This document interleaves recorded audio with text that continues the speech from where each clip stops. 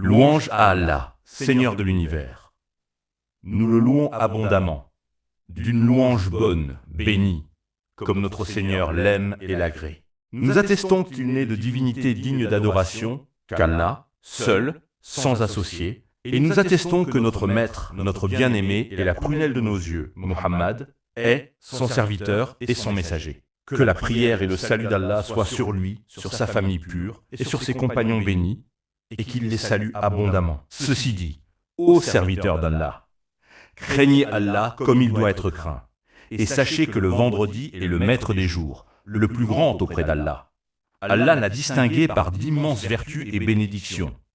Le messager d'Allah, paix et salut sur lui, a dit « Le meilleur jour que le soleil ait jamais levé est le vendredi. Ainsi, tout musulman et toute musulmane se doit de tirer profit de ce jour béni, de son aube à son soir, par les obéissances et les actes de rapprochement. Parmi les œuvres du vendredi, premièrement, se laver, se parfumer et porter les plus beaux vêtements.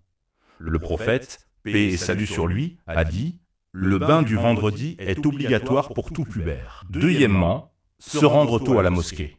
Il a dit « Paix et salut sur lui. » Celui qui se lave chez lui, puis accomplit le grand bain, qui vient tôt, et au début de l'heure, qui marche et ne monte pas, aura pour chaque pas la récompense d'une année. Troisièmement, multiplier les prières sur le prophète, paix et salut sur lui.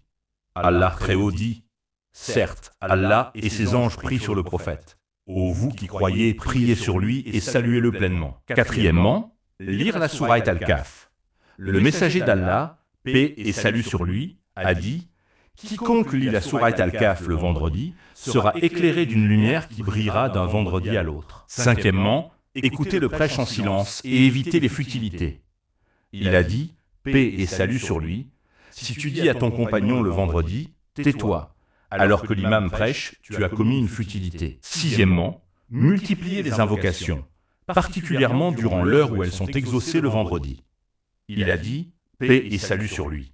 Il y a dans ce jour une heure où aucun serviteur musulman ne se trouve en prière en demandant quelque chose à Allah sans qu'il ne le lui accorde. Septièmement, maintenir les liens de parenté, faire l'aumône, invoquer Allah, lire le Coran, être bienfaisant envers les parents et envers les gens. Ô serviteurs d'Allah, faites du vendredi un jour de repentir, de rappel, de bien et de rapprochement d'Allah. Ô Allah, fais-nous partie des gens du vendredi dont tu as pardonné les péchés.